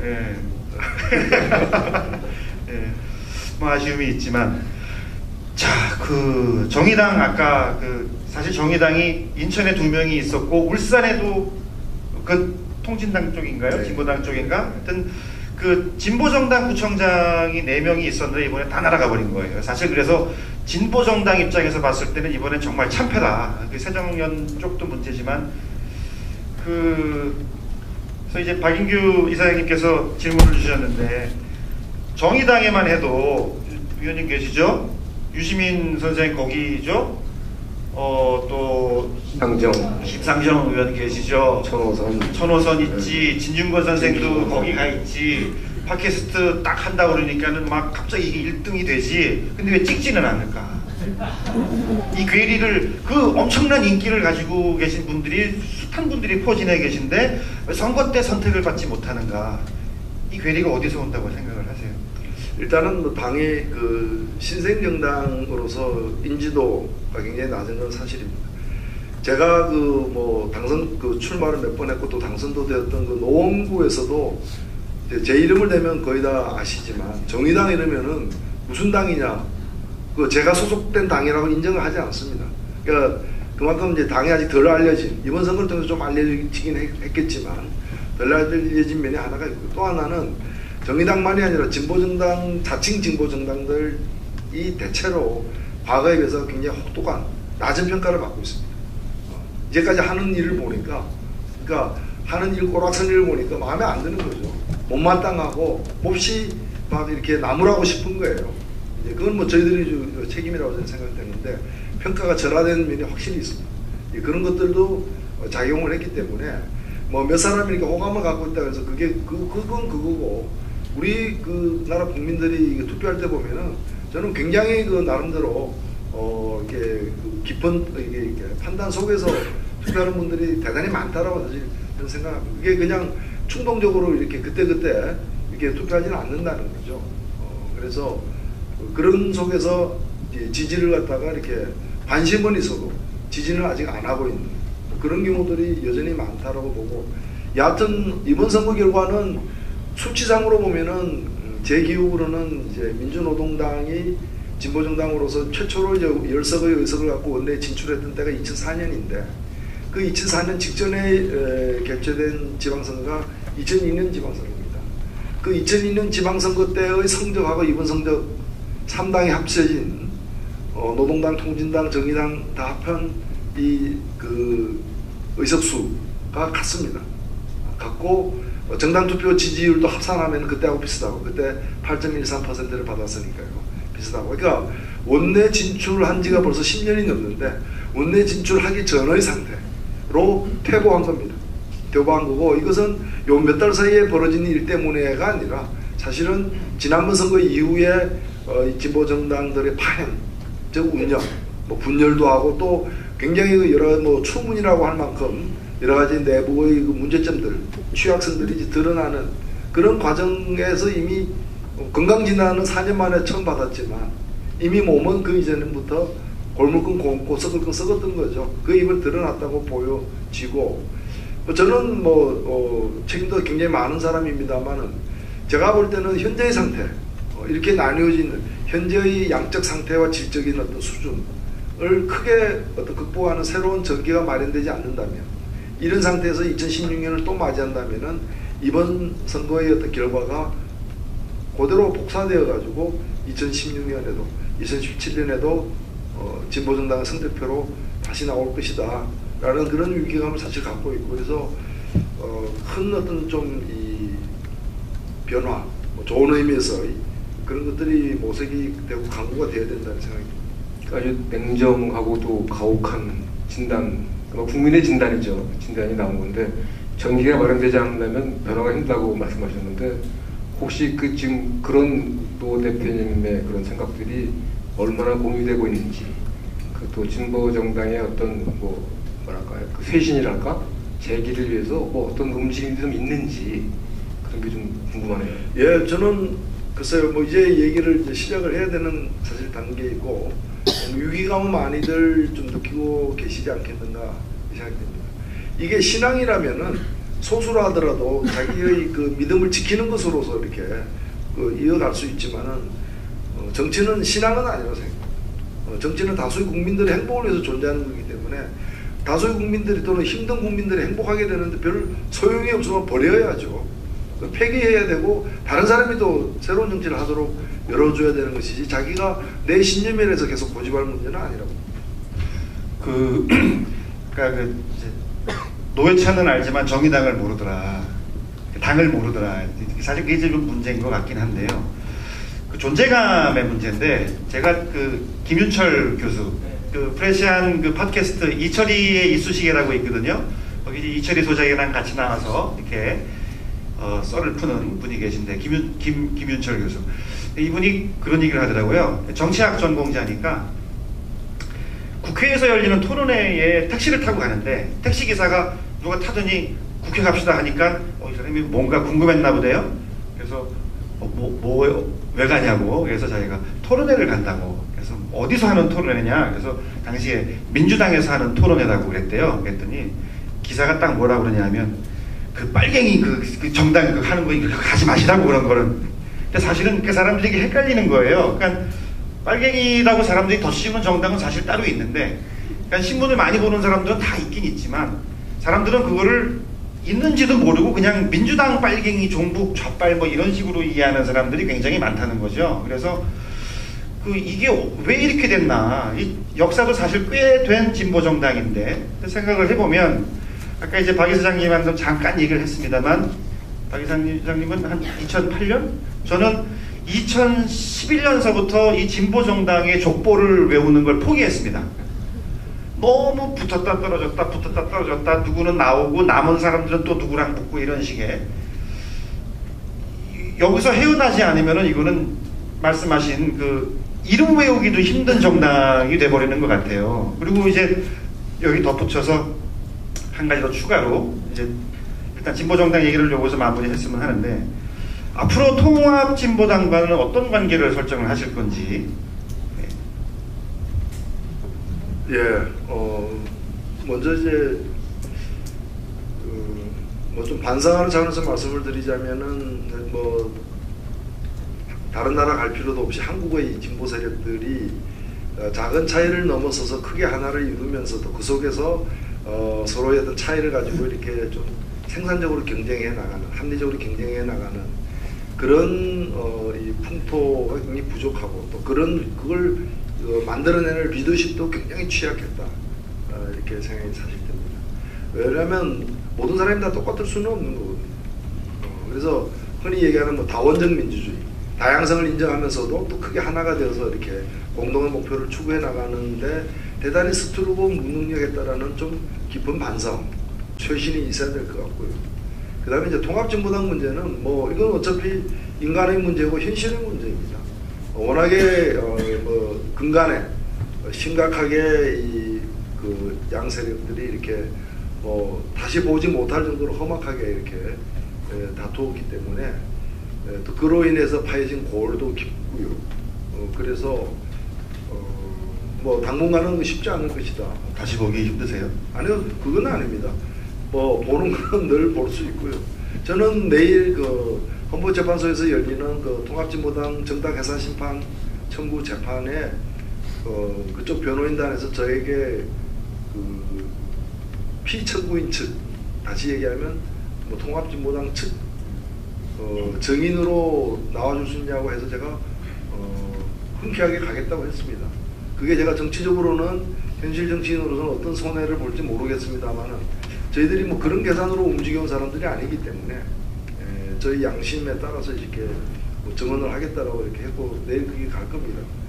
그러나 그런 문제와 그리고 저는 뭐 그런 이유로 통합정보당을 해산하는 것은 말이 안 된다. 그런 이유로 해산한다면은 새누리당 10번 이상 해산됐을 것이다. 저는 뭐 그렇게 이미 공개적으로 제 입장도 얘기한 바가 있기 때문에. 근데 이제 그와 달리 같이 하기 위해서는 어떤 좀 신뢰나 또는 어떤 서로가 우려하고 있는 지점에 대한 해소 방안이라거나 이런 것들이 좀 논의가 돼야 되는데 그러기에는 시간이 많이 좀 필요하지 않을까 그런 의미에서 드린 말씀입니다. 예, 시간을 가지고 지켜보도록 하겠습니다. 그 선거를 좀 얘기를 해봤는데요. 그 선거에 대해서 한번 얘기는 해봐야 될 것이고 또 거기에 관련해서 가장 적절한 분은 노회찬 전 의원님이시고 해서 저희가 모셨는데 사실 선거는 이번 선거는 새정치민주연합 경우에는 당연히 이겨야 될 선거를 못 이긴 뼈아픈 선거였고 진보정당 경우에는 너무나 실망스러웠고 안타까웠고 또 부산의 변화를 바라시는 또 여기 많은 여러분들 입장에서 봤을 때도 너무 애석한 그러한 결과를 가져왔습니다. 그래서 그렇게 계속 얘기를 하면 좀 참 마음이 너무 애잔하잖아요. 그래갖고 이번에 그래도 여러분들께 뭔가 좀 빛과 희망이 될 만한 그런 이야기가 없을까 제가 생각을 해봤어요. 그랬더니 있더라고요. 이것도 역시 이번에 조인트를 잘한 것 같아요. 박 이사장님이 딱 그 생각을 해내시더라고요. 이번에 그래도 부산에서 뭔가 변화의 조짐을 보였던 선거 결과였다면 뭐겠습니까? 교육감 선거죠. 그렇죠? 교육감 중요하죠. 부산 교육의 모든 것을 어떻게 보면 그 시장은 시의회도 있고 또 여러 그 하부 조직이 너무 층층이 많아가지고 좀 복잡해요. 그런데 이 어떻게 보면 이 교육에 있어서만큼 교육감의 위력은 참 막강합니다. 근데 여러분 보세요. 지난 10년간 시장이 누구였는지 우리 교육감이 누구였는지 이 앞이 안 보이는 그런 분들이었습니다. 근데 이번에 그러한 변화의 물꼬를 터주신 분이 있어갖고 저희가 한번 전화를 해봤더니 예, 오시겠다고 그래서 김석준 교육감님 와 계세요? 어디 계세요? 박수와 함께 말합니다.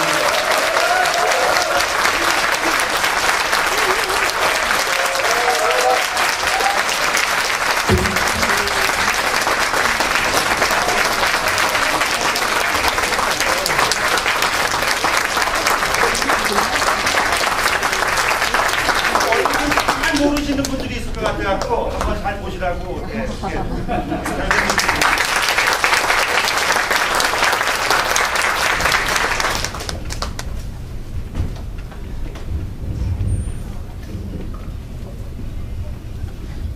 이제 여기 앉는 분이 이제 한 분 더 늘었으니까 서로 이제 얘기할 이제 그 기회가 줄어서 이렇게 서로 이렇게 빨리빨리 말씀을 하셔야 됩니다. 마이크를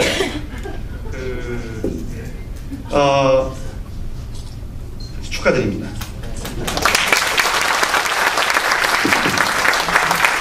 축하드립니다. 동시에 또 이것도 좀 말씀을 드려야 될 것 같아요. 그 부산대학교에 몇 년 재직하셨죠? 31년입니다. 31년. 몇 살 때부터? 우리 나이로 27. 27부터 31년. 또 나이 계산하지 마시고.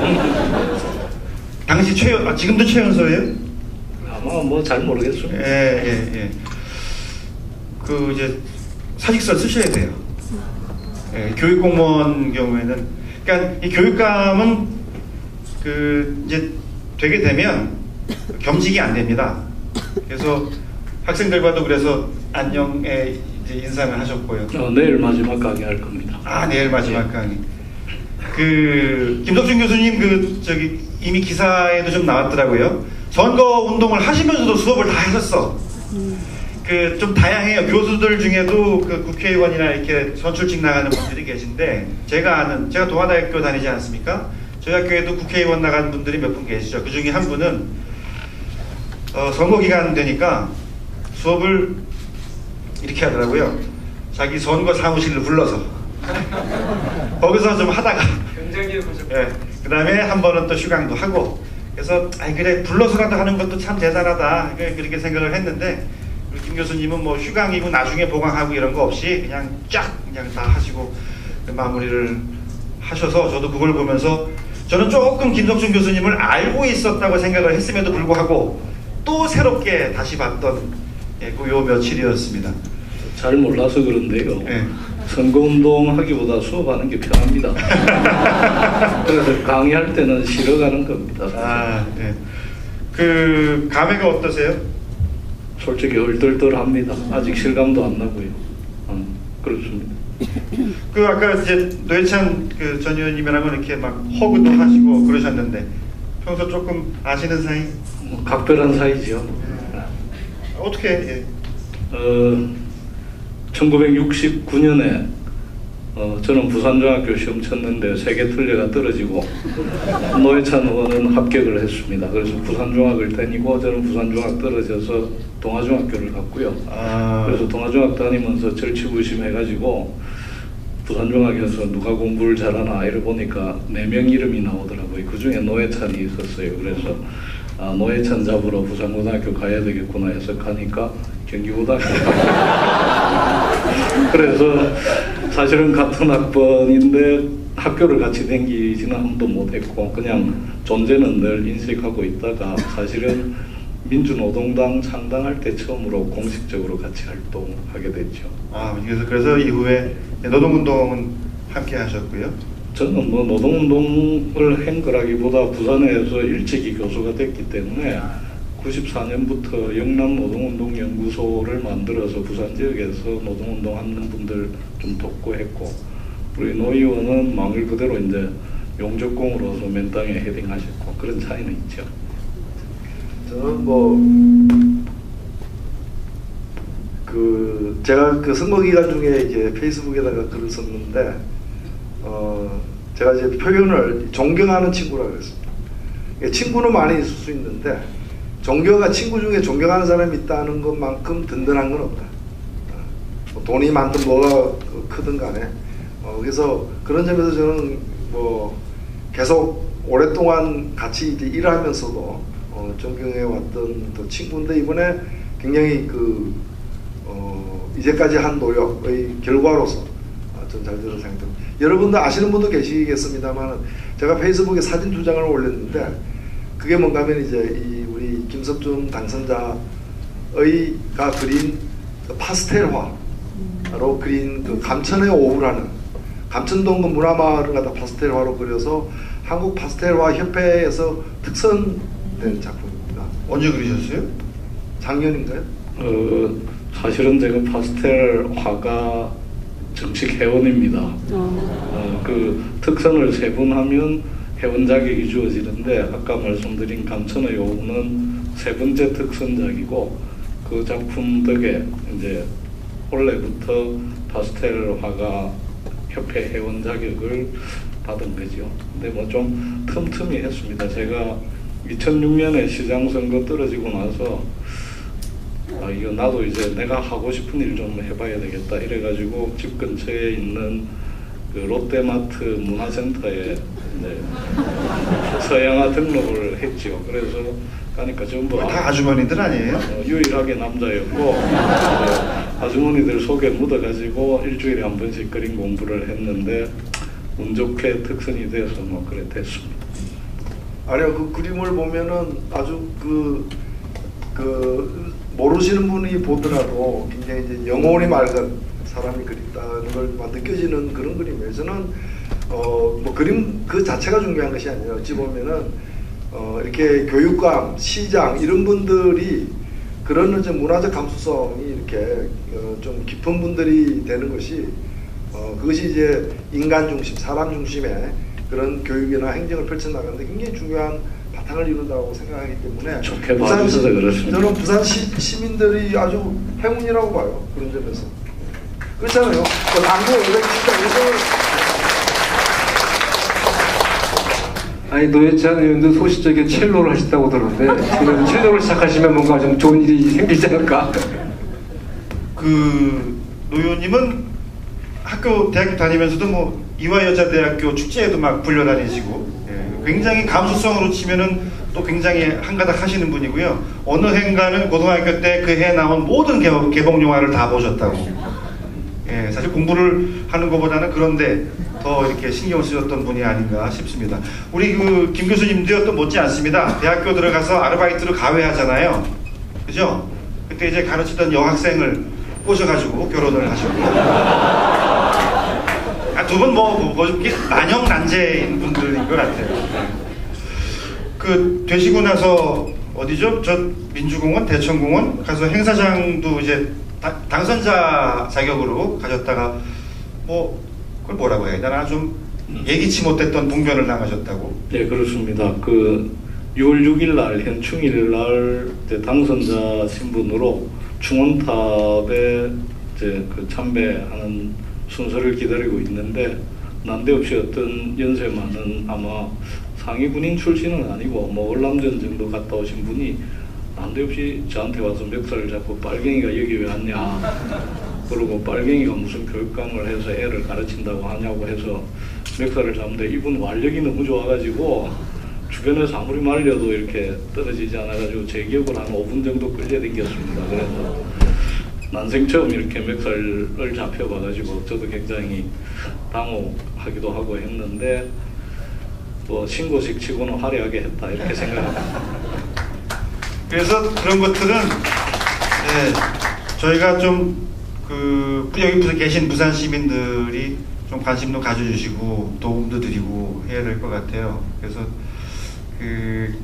그런 상황은 뭐 꼭 그런 게 아니더라도 이번 건 좀 심했고 뭐 비슷한 좀 아쉬운 그러한 장면들은 아마 조금은 예상을 하셔야 되지 않을까 싶어요. 저는 뭐 계란 안 맞은 것만 해도 다행이다. 그래서 이렇게 또 부산의 변화를 만들어내신 분이기 때문에 또 그런 것들도 다 뚫고 나가실 거라고 저희들은 믿어 의심치 않습니다. 그 선거는 노 의원님보다 더 일찍 시작하신 게 아닌가요? 먼저 시작하셨죠. 96년부터 출마하셨죠. 저는 2002년 해서 경력으로 굳이 따지면 시장 2번 떨어지고 국회의원 1번 떨어지고 시장 후보 사퇴 1번 하고 국회의원 후보 1번 뭐 아파서 중도에 있었고 뭐 그런 경험이 있습니다. 그래서 사실은 저는 이제 2000년에 부산 왔거든요. 근데 이제 김석준 교수님이 이렇게 이제 나가시는 걸 보고 이렇게 뭘 느꼈냐면 저분 진짜 홀로 고군분투 하시는구나. 그러니까 주변 분들이 그냥 나가셔야 됩니다 하면은 사양하시다가도 결국 이게 내가 맡아야 될 것인가 하면은 마다하지 않으시고 나가서 떨어지시고 나갔다가 또 떨어지시고 근데 이번에 진짜로 한 12년 만에 처음으로 당선이 되셨고, 아까 제가 이제 박 이사장님이랑도 안에서 얘기를 했던 게 저는 우리나라에 흔히 얘기하는 386에 대해서는 뭐 이분들의 많은 장점과 또 희생도 물론 존중을 해야 되지만 한편으로는 좀 아쉽고 반감도 좀 들어요. 근데 요번에 그 조희연 서울시 교육감 당선자와 또 이제 김석준 교육감 같은 학계에서 계시면서 진짜로 구질만 일만 하시다가 이제 딱 되신 분들 보니까 진짜 이 존경할 만한 선배고 어른이구나 하는 생각도 들고, 또 이렇게 내공을 막 쌓고 양지만 찾아다닌 게 아니고 음지만 찾아다니고 고생만 하시다가 그만큼 또 쌓여진 그런 내공을 가지고 이제 우리 앞에 나서서 뭐 김 교수님 경우에는 부산시의 교육을 맡아주시고 하니까 그게 한편으로 굉장히 감사하고 우리가 좀 고마워해야 될 게 아닌가 그런 생각을 하게 됩니다. 박수.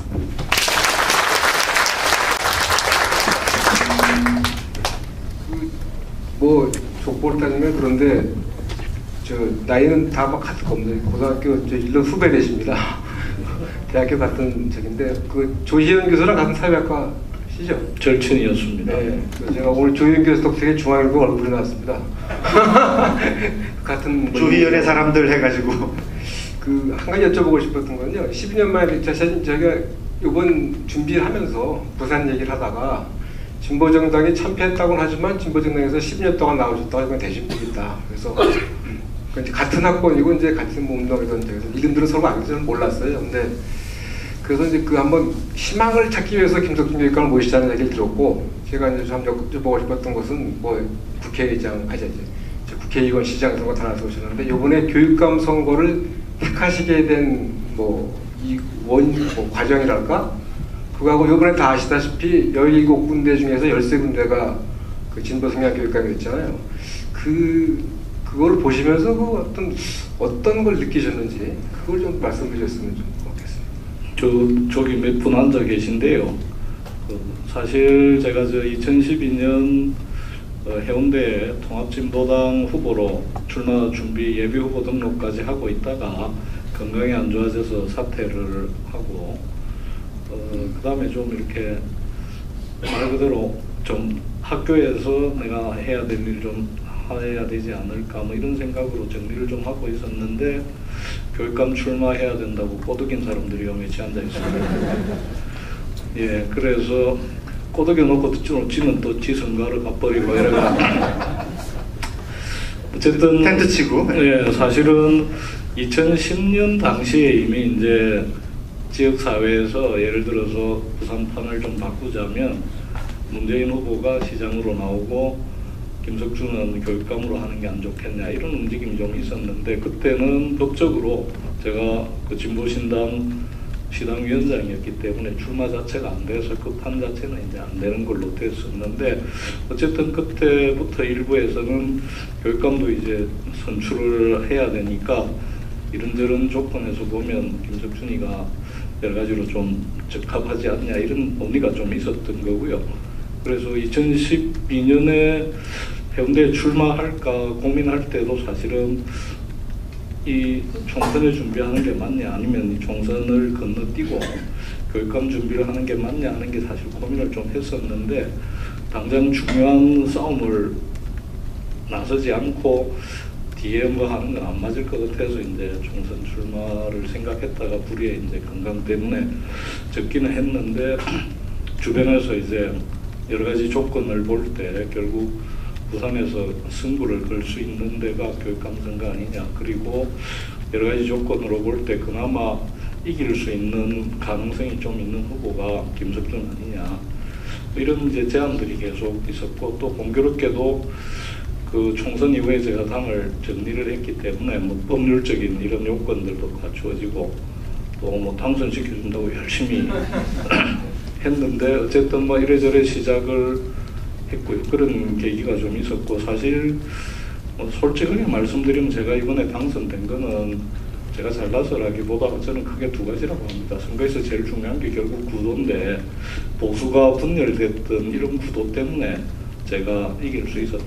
만약에 보수의 그 두 후보가 합치면 40% 넘어서 제가 이길 수 없었지요. 그런 구도가 하나 작용했고 또 하나는 실제 선거운동 과정에서 시민들을 만나보니까 교육을 바꾸었으면 하는 열망이 대단했습니다. 그런 게 이제 표로 온 거 아니냐. 그래서 2010년에는 로또준 이매경 교육감이 19.8% 받고 소위 야권 단일 후보였던 박영관 선생이 17% 정도 받았는데 제가 이번에 받은 표는 이매경 씨는 22% 그대로였다고 한다면 저는 지난번에 우리가 단일 후보가 17% 받았다면 34.7%니까 2배 이상 오른 거 이거는 어떻게 보면 좀 바꿔야 됐는데 어디로 갈지 잘 모르다가 김석준 찍어주자 한 거 아닌가 이렇게 생각합니다. 그래서 구도와 또 시민들의 어떤 변화에 대한 열망 이런 게 작용한 거로 생각을 하는데요.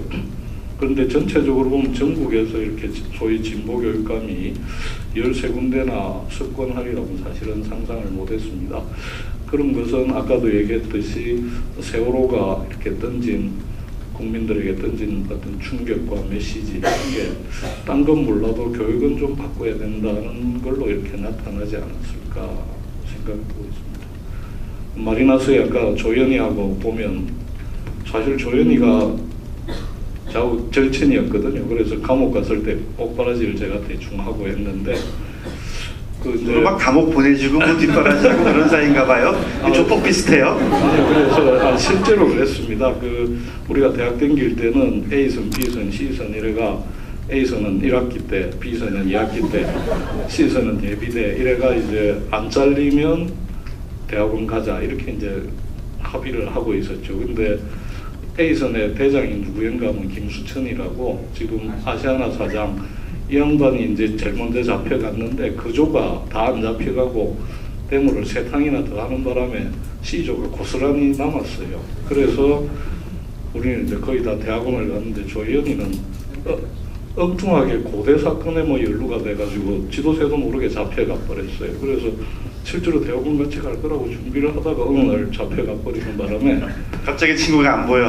황당해졌죠. 그래서 이제 엇바라지하고 이랬는데 조현 교수 같은 경우에는 사실 교육감 준비를 제대로 안 하고 있었고 페이스북에도 뭐 저 옛날 얘기 써놓고 이랬는데 전화가 왔어요. 그래서 주변에서 자꾸 나오라고 하는데 자기 입장에서는 참 힘들고 부담스럽다. 그래서 일단 안 하겠다라고 하고 여교수 쪽에서 후보를 찾으려고 한다. 그래서 제가 답을 뭐라고 했는가 하면 그래도 피하기 어려우면 즐겨라 라고 했는데 어쨌든 어쩌어쩌가 후보가 되고 또 솔직히 당선될 줄은 몰랐죠.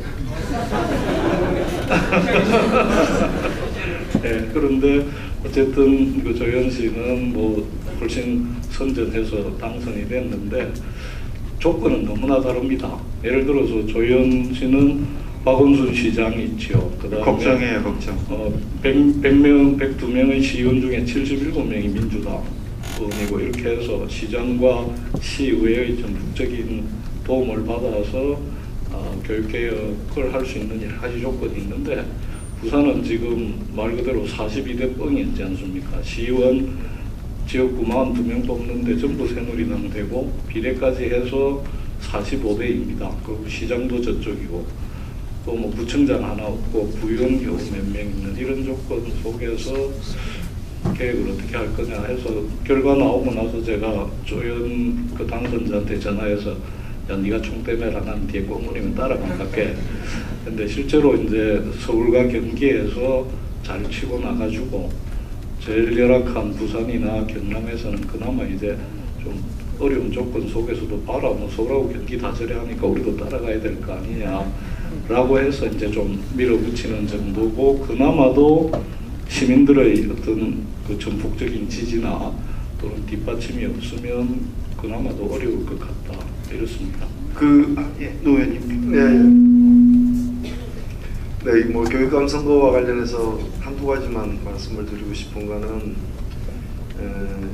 이제 17명 중에 13명이나 이렇게 진보 교육감이 사실 탄생을 했습니다. 여기에는 뭐 조금 전에 우리 김석준 교육감 당선자가 지적한 것처럼 구도의 문제, 구도가 유리해서 우리 진보 교육감 후보들이 덕을 본 면도 없지는 않습니다만은 저는 뭐 좀 더 비중을 두고 싶은 것은 실제로 제가 선거 현장에서 만난 유권자들도 제가 어떤 특정 후보를 이렇게 돕는 선거운동을 하고 있었는데 지나가는 아주머니들이 뭐 알았다고 하면서 하시는 말씀이 그런데 저희는 교육감 선거에 더 관심이 있어요. 이렇게 얘기하고 여러 명의 아주머니 지나가더라는 거죠. 그러니까 이건 뭔가 하면은 다른 어떤 정치적 지향에 따른 어떤 투표도 있지만은 이 교육이 잘 돼야 우리 아이들도 좋은 교육을 받게 된다는 또 잘못된 교육으로부터 좀 변화를 바라는 그런 욕구가 분명히 이제 강하게 있었던 거죠. 저는 이제 이 점이 우리 그 정치권에서 시사하는 바가 크다. 정치권이 늘 네거티브, 다른 쪽의 잘못된 거나 네거티브를 이용하거나 또는 진영 논리 속에서 자꾸 이제 싸움을 격화시켜서 이기려고 하는 것으로는 한계가 있다는 거죠. 오히려 지금 국민들이 뭘 요구하고 있는가, 무엇에 더 많은 관심을 갖고 있는가를 정확하게 보고 그게 제대로 된 대안을 갖다 제시한다면은 이번 교육감 선거에서 드러났던 그런 선거의 결과가 정치권에서도 얼마든지 이루어질 수 있다라는 거죠. 그런 점에서 좀 많이 이렇게 좀 성찰하는 계기가 되기를 바라고요. 두 번째는 이 교육이 갖는 또 중요성 때문에 더욱 그러하겠습니다만 벌써부터 이제 오늘 벌써 아침 신문에도 여러분 보셨겠습니다만 새누리당에서는 이제 교육감 선거 제도를 없애자는 거예요. 황당한 사람들이죠. 만약 자기들이 이제 국회에서 소수가 되면 국회의원 뽑지 말자 이렇게 얘기할 사람들 아니에요. 대통령 야당에 넘어가면 대통령 꼭 뽑아야 되나 뭐 이렇게 얘기하는 거 다름없습니다. 그래서 이게 이제 단순히 교육감 선거 제도만에 대한 어떤 그 문제 제기라기보다는 이제 이 당선된 이 13명의 교육감에 대한 어떤 앞으로 저쪽의 어떤 뭐 결의를 다지는 무슨 그런 이제 선전포고와 같은 거라고 저는 생각되는데 그래서 사실은 부산 조금 전에 말씀드린 것처럼 부산시의회 자체가 뭐 새누리당 일당 독재의 상황 속에서 어렵게 선출한 값진 교육감을 누가 지킬 것이냐. 부산 시민이 지켜야 돼요. 저는 그 부분에 대해서도 좀 시민 차원에서 시민운동이나 이런 차원에서도 좀 논의가 필요하지 않느냐. 뭐 당선만 시켜놓고 어떡하란 말입니까? 지금 혹시 5,6도에 섬에 가까이 가보면 그게 대개 한 15m에서 30m까지 높이가 되거든요. 거기에 그 사라오 때 이렇게 물결에 떠올라간 바위 덩어리가 섬 위에 있는 거 혹시 아십니까? 하나가 거기 올라가요. 예. 그래서 그게 철책이 있고 설명서가 있어요. 이 돌이 원래 이 섬에 없었던 건데 그 한 15m, 20m 되는 게 그 태풍이 불 때, 사라오 태풍 불 때 그 큰 바위가 한 1m 이상 되는 직경 바위가 거기 올라갔거든요. 그러니까 이제 교육감이 그렇게 돼서는 안 된다는 거예요. 한 번 바람 불 때 그냥 잘 돼가지고 올라가고 그다음에 혼자 외롭게 그 바위처럼 있으면 안 된다는 거예요. 계속 우리 시민들의 힘으로 이 배를 띄우듯이 받쳐줘야 된다는 말씀을 꼭 드리고 싶습니다. 고맙습니다. 그래서 태풍이 또 와서 또 올라가야 된다 이거는 아니었네요. 잠시만요. 질문 여기 와 있어요. 예, 여기 저기 노 의원님 옆에 좀 놔주시고요. 어디 계세요? 네.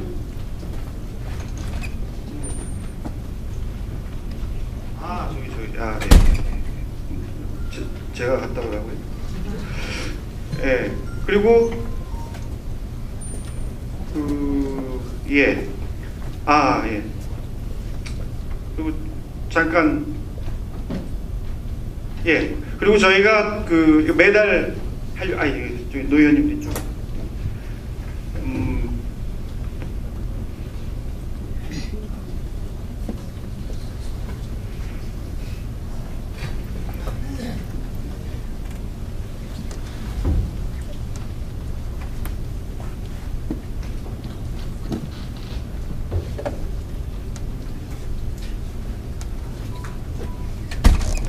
예, 그리고 저희가 오늘 노 의원님에다가 플러스해서 우리 김석준 교육감 당선자까지 괜찮죠? 예, 잘했죠? 그래서 저희가 이제 이렇게 준비를 하는데 방금 여기 또 올라왔던 스태프들과 또 이런 것도 막 만들고요. 여러분들의 후원 덕분에 저희가 이거를 힘들게나마 기쁘게 유지를 하고 있습니다. 그래서 여기 후불제 모금함을 저희가 이제 돌리면요, 여러분들이 오늘 그냥 느끼신 만큼, 기쁘셨던 만큼, 즐거우셨던 만큼 거기다 이렇게 정성을 넣어주시면 빼지 마시고 들어간 거 빼지 마시고 넣어주시면은 저희가 또 힘을 얻어서 다음번 행사도 저희가 열심히 준비를 또 하도록 하겠습니다. 의원님은 여기 한번 봐주시고요. 그 중에서 저희가 이제 시간은 좀 마무리를 해야 될 시간인데 그 중에 괜찮은 질문이 있으면 한번 얘기를 일단 마무리 말씀하실 때 좀 해주시면 되는데요. 제가 이제 궁금한 게 하나가 있습니다. 두 분께 좀 짧게나마 의견을 좀 여쭙고 싶은데 17 교육감 중에서 13곳을 이른바 이제 진보 성향으로 분류되는 교육감들이 당선되셔서 석권했다 막 이렇게 표현을 하는데 또 그 요인 중에 또 하나는 뭐냐면 정당 공천이 아니라는 그런 것도 또 있긴 있거든요. 정당 공천이었으면 이게 이렇게 됐을까? 흔히 얘기하는 진영 투표를 그쪽으로 가지 않았을까? 그래서 정당 투표가 아니었던 일이다. 근데 또 그렇게 따져보면 오거돈 후보도, 부산시장 후보였던 오거돈 후보도 끝까지 무소속을 고집을 했어요. 당시 민주당, 그 다음에 이제 새정치민주연합에서 들어와라! 이제 얘기가 사실 몇 번 이게 갔음에도 불구하고 끝까지 무소속으로 남아서 시민후보의 타이틀을 걸고 뛰셨습니다. 김부겸 대구시장 후보 경우에는 물론 새정치연합 쪽 후보이긴 하지만 박정희 컨벤션 센터라고 알기엔 박정희 이름을 붙이겠다 이런 얘기도 해서 좀 논란도 있었지만 좀 그런 상당히 탈색하는 노력들을 많이 이제 보였거든요.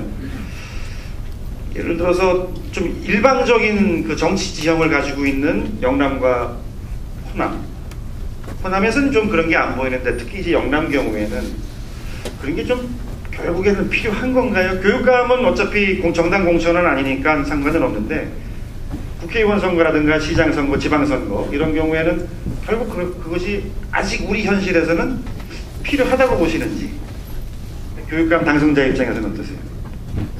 저는 사실 교육감 선거에서 이기기 위해서 온갖 노력을 다 했기 때문에 지금 질문하신 거에 대해서 별로 고민 안 해봤고요. 단지 이제 저 같은 경우에도 애초에 이 진보 프레임에 갇혀가지고는 선거에서 이기기 어렵다고 판단을 했고, 그래서 계속 그 진보 프레임 언론에서 뭐 보수, 진보, 중도 이렇게 나누는 것 자체가 적절하지 않다는 문제 제기를 계속했고요. 그래서 솔직히 말씀드리면 개혁적이다. 개혁과 뭐 반개혁 이렇게 그 틀로 대응하는 게 맞겠다라고 해서 진보라는 이런 그 이 프레임에 갇히지 않으려고 노력한 것도 뭐 비슷한 맥락에서 어쨌든 진영 논리에 갇혀가지고는 투표하는데 굉장히 현실적으로 어려움이 많을 수밖에 없다. 특히 부산에서 그런 판단을 했던 겁니다. 그래서 지금 와서 말씀드리면 그래서 서울 쪽에서 원래 그 진보 교육감들 그 기자회견해서 성명 발표하고 하는데 거기 참여할 거냐 이렇게 해서 진보라는 거 꼭 고집할 필요 뭐 있냐, 개혁적인 후보 뭐 이런 정도로 해서 가자라고 하니까 그럼 당신 알아서 하소. 이래가 사실은 거기에 이름이 안 들어가 있는 상태고 또 그러다 보니까 예를 들어서 민주노총이나 이런 쪽에서는 우리 후보 맞나 지지 철회해야 되는 거 아니냐 뭐 이런 얘기가 있을 정도로 조금 복잡했는데 저는 어쨌든 선거에 나가면 이기는 게 중요하기 때문에 진보 프레임에 꼭 갇히는 것이 실제로 이기는 데 별 도움이 안 된다라고 판단했고, 주변에 이렇게 운동을 해나가면서 어쨌든 그런 진보 프레임에 안 갇힌 게 굉장히 그 지지 기반을 넓히는데 도움이 됐다라고 생각을 합니다. 노 의원님은 부산처럼 경남처럼 이렇게 진보 쪽이 너무나 확연하게 이렇게 지금 뒤지는 그러한 상황, 기울어진 상황에서는 어떻게 제안을 하시겠어요? 예, 뭐 선거라는 게 과거에 그 총, 칼, 주먹으로 이렇게 권력의 향방을 결정짓던 전쟁, 전투를 통해서 결정짓던 걸 이제는 이게 좀 문명 사회가 되면서 피 안 흘리고, 물론 아직도 피 흘리는 분도 있지만은 이 투표를 통해서 정하는 거지 않습니까? 그러니까 본질은 그냥 전쟁이다라고 생각을 해야 될 것 같고요. 전쟁에서 전투에서 이기기 위해서 전술을 유연하게 구사하는 것. 그러니까 왜 이 전투를 하느냐라는 건 목적 자체가 흔들리는 그런 전략적인 문제가 아니라면은 다양한 어떤 유연한 전술을 쓰는 것 자체는 이기기 위해서 그건 필요한 건 아니냐 이렇게 생각이 되고요. 다만 이제 이 철칙이 있는 건 아닌 것 같습니다. 제가 볼 때. 그건 이제 오거돈 후보의 특성과 이런 것들이 맞물려서 이렇게 무소속 고집한 게 아닌가 보여지는 것이고요. 지난번 부산시장 선거에서 김정길 후보가 얻은 45%도 저는 당시로서도 대단했다고 보여지는데 그때는 민주당 달고 나간 거 아닙니까? 예, 그렇기 때문에 반드시 여기서는 무소속이어야만 한다거나 또는 여야만 한다 고 그런 철칙이 있는 건 아니라고 보고 종합적으로 그때 판단해서 유연하게 할 필요는 있고 또 우리가 그런 유연성에 대해서 너무 그렇게 의심하거나 경직된 잣대로 평가할 필요는 없다 이렇게 생각합니다.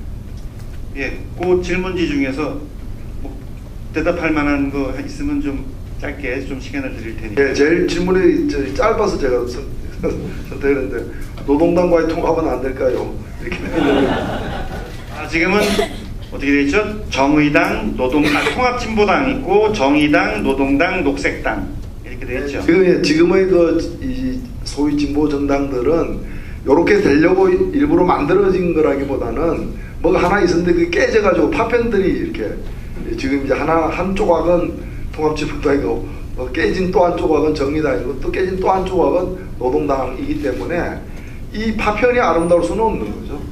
그래서 이거는 극복돼야 될 어떤 현재의 상태라고 보고 참고로 저는 저한테도 이제 노동당 후보들 중에 도와달라는 그런 이제 요청이 온 후보들이 몇 있어서 또 가가지고 제가 정의당 공동선대위원장입니다. 그런 데 가서 또 같이 또 선거운동 해주기도 하고 그렇게 했습니다. 그래서 앞으로 이렇게 서로 좀 더 좋은 관계, 또 서로 힘을 모아나가는 그런 어떤 관계로의 어떤 발전이 있지 않을까 저도 기대를 하고 있습니다. 예, 이제 시간은 좀 마무리를 해야 될 것 같습니다. 그 후원은 다들 하셨어요? 네. 예. 저희 협동조합 말씀 좀 드려야 될 것 같아서, 저희가 협동조합으로 바꾼 가장 큰 이유는 딱 한 가지입니다.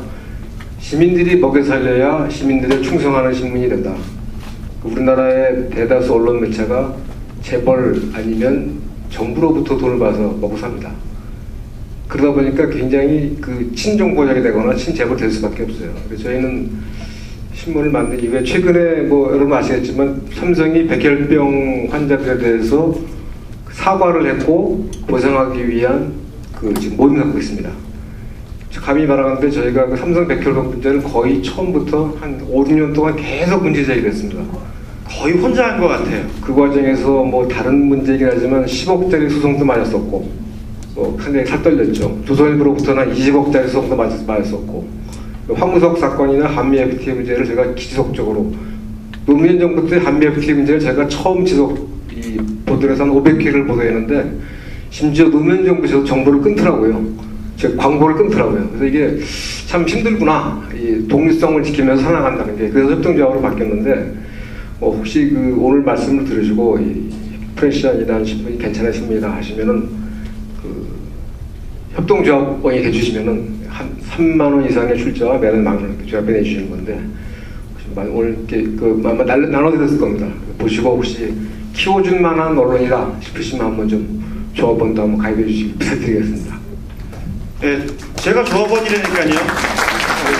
저도 조합원입니다. 예. 프레시안 같은 언론의 조합원, 협동조합 조합원이 늘어나면 늘어날수록 이제 부산시장도 교체될 가능성이 더 커지고요. 그리고 20대 총선에서 부산에서 18석 중에서 19석입니까? 중에서 이렇게 현재 야당들이 이렇게 더 많은 어떤 기회를 가질 확률도 높아집니다. 그래서 저도 여러분께 적극 추천합니다. 예. 김석준 교육감 당선자 관련해서는 이제 좀 여러분들께 이런 말씀 드리고 싶어요. 사실 당선된 건 굉장히 기쁜데 앞으로 4년 정말 이거 쉽지 않습니다. 김대중 대통령이 그러셨잖아요.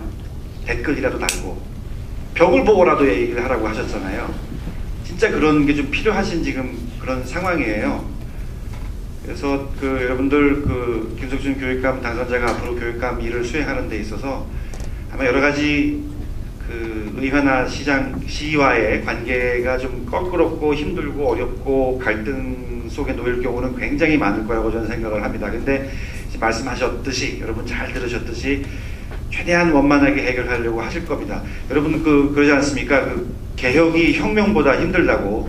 어떻게 보면 혁명 쉬운 거예요. 총칼만 쥐면은 혁명 쉬워요. 근데 개혁은 진짜 힘든 거예요. 근데 지금 그걸 하셔야 되는 그런 분이고, 그래서 이제 뭐였죠? 합리적 개혁 교육감인가? 그랬죠. 네, 그래서 개혁을 하지만 합리적으로 하실 거고 하니까 우리가 믿고 응원을 해야 되는 그런 분이니까 여러분들도 좀 이렇게 좀 응원을 평소에 앞으로도 많이 좀 해주시길 바라겠습니다.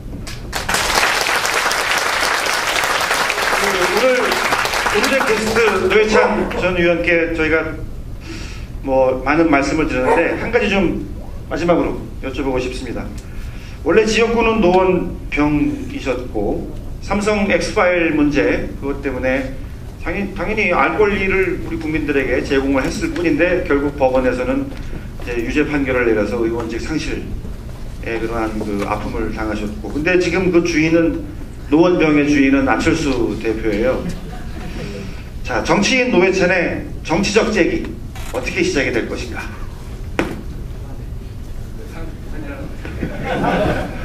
예, 저는 직업이 정치인이니까 중에 병사인 것이고요. 병사가 싸움터를 고르거나 가리지는 않습니다. 어디든 싸움이 벌어지고 또 필요로 한다면은 가서 이렇게 장렬하게 이렇게 산화하든 아니면 멋있게 이기든 두려워하지 않고 싸워야죠. 저는 늘 준비되어 있습니다. 보고 있습니다. 네? 해운대가 보건설도 있습니다. 보십시오. 예, 저도 쓰는 거만 알고 있습니다. 다 생각하고 오신 거네요. 오늘 프레시안과 부산 참여자치 시민연대가 공동으로 주관했던 신화토크 정의준의 어퍼컷 이제 마무리할 시간 됐습니다.